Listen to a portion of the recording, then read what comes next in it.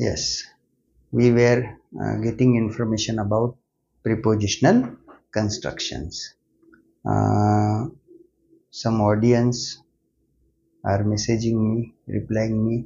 They are very much happy that these constructions is actually very useful construction, no doubt, and very simple.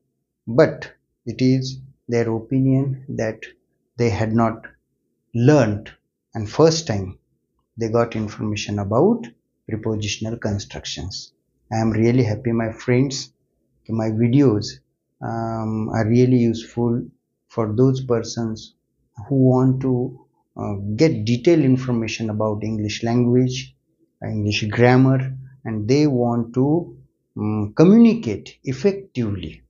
So that's why I make videos on each and every subtitle or chapter. Why? What is motto? Just to get information. It is not motto. We must express ourselves. That's why again today I am introducing you new prepositional construction.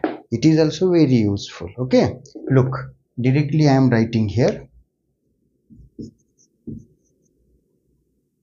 by, then first form of verb, ing form, then object, and after that remaining part of sentence. So how should we use our Marathi or Hindi sentence? With this prepositional construction. You know, by, verb first, ing, object or RPS. But in our language, तर आपल्या भाषेमध्ये हे वाक्य असे होतील: पाणी पिऊन, जेवण करून, म्हणजे येऊन, जाऊन, खाऊन, पिऊन, उठून, बसून, रडून, पडून, लाईक दिस. मग हिंदीमध्ये कसे होतील वाक्यरचना? खाना खाके, पाणी पीके, गाडी चलाके, असे. ह्या वाक्यरचना आपण फार महत्वाच्या आहेत. तर ह्या छोट्याल्याच असतात, ह्या छोट्याच वाक्यरचना असतात. आणि वेन यू रिस्पॉन्ड समवन, तेव्हा एवढ्या वाक्यरचनेत होऊन जाते. आलं लक्षात? आता बघा, मी एक वाक्य घेतो: दूध पिऊन. यस, दूध पिऊन करून बघा. बाय, पिणे, ड्रिंक, बट विच फॉर्म? हा, ing. By drinking milk or a glass of milk, a cup of milk, असं. By drinking milk. मला असं म्हणायचे, दूध पिऊन माझा मित्र कॉलेजला गेला. ते बाकी वाक्य तुमच्या लक्षात आलं. दॅट इज पास्ट टेन्स, मी सांगितलं. पण हे त्याला जोडून बाय ड्रिंकिंग मिल्क. किंवा मला असं म्हणायचे, मला भेटून, असे तुम्ही म्हणू शकता, मीटिंग मी वगैरे ना, तर by meeting. Next sentence construction: झाडाखाली बसून, झाडाखाली बसून. By sitting, by sitting. मग बाकी झाडाखाली, under the tree. By sitting under the tree he studies every day. He studies every day. That is different sentence construction. By sitting under the tree. आलं लक्षात? ही वाक्यरचना बघा बरं, त्या वाक्यरचनेला किती छान सपोर्ट करते. झाडाखाली बसून तो रोज अभ्यास करतो. आलं लक्षात? He studies every day by sitting under the tree. Okay, next. आणि मी नुसतंच म्हणलं असतं पढाई करके, अभ्यास करून, असं नुसतं एवढं वाक्य घेतलं असतं. झाडाखाली वगैरे काय नाही, समजा घेतलं. पढाई करके, अभ्यास करून. बाय स्टडिंग, विद्यार्थ्यांना मदत करून. By helping the students. लक्षात? गाणे ऐकून, by listening to songs. TV पाहून, बाय वॉचिंग टीव्ही. आलं लक्षात? डायरी लिहून, दैनंदिनी लिहून. बाय रायटिंग युअर डायरी और द डायरी, प्रामाणिकपणे काम करून, ईमानदारी से काम करके. कसं होईल? प्रामाणिकपणे काम करून वा ईमानदारी से काम करके.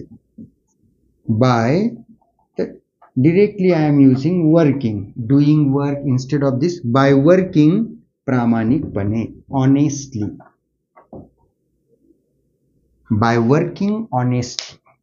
लक्षात, प्रामाणिकपणे काम करून त्यांनी पैसे मिळविले असं आपण जेव्हा म्हणतो. By working honestly they earn money. लक्षात. हा, कर्ज घेऊन, बाय टेकिंग लोन. चोरी करून, बाय थिविंग और stealing. No doubt, by thieve. This verb you should use. Thief, that is noun. Thief. Steal, you know. I am writing here. Look. By stealing. By stealing. चोरी करून. And thief. 1 minute. Red marker I am using.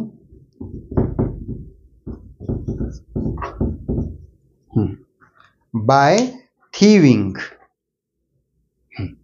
By stealing or by thieving. Yes. Thief. By stealing or by thieving. Okay. Next. लोकांना मूर्ख बनवून. Yes. By fooling people. Fool is also verb. By fooling people or general by making fool to people असं करावं लागते. I am writing here. Look. By making fool to people, to public. Okay.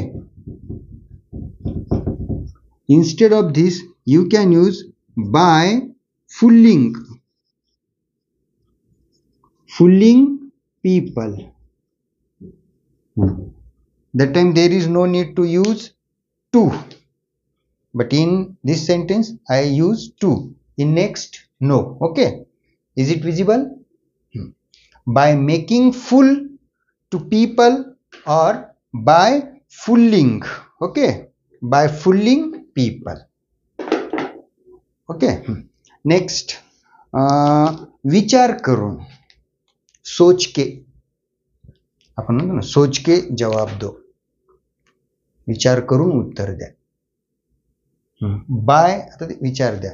Give me answer, reply me, answer me, like दिस. हा, हे वाक्यावर focus करा. विचार करून. By thinking. By thinking very seriously. काळजीपूर्वक विचार करून उत्तर द्या. Reply me by thinking very seriously. असं मला म्हणायचंय. उडी मारून, छलांग लगा के. कसं करता? By jumping. बरोबर आहे. By jumping. आराम करून, बाय टेकिंग रेस्ट. भाषण देऊन, bye delivering the speech.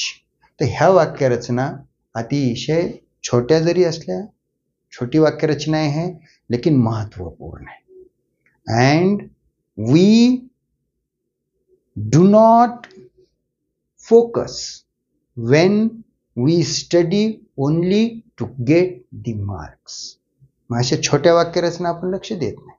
But when we have to communicate, that time these sentence constructions are very useful. बोलायचं असं काही असतं आपल्याला.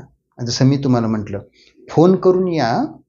फोन करून म्हणजे कम बाय कॉलिंग मी. लक्षात. म्हणजे ही वाक्यरचना जर नसती आली तुम्हाला तर नो डाऊट तुम्ही काहीतरी वेगळी वाक्यरचना वापरता. हे पण तुम्ही काय म्हणता, नाही सर तो सेन्स नाही आला.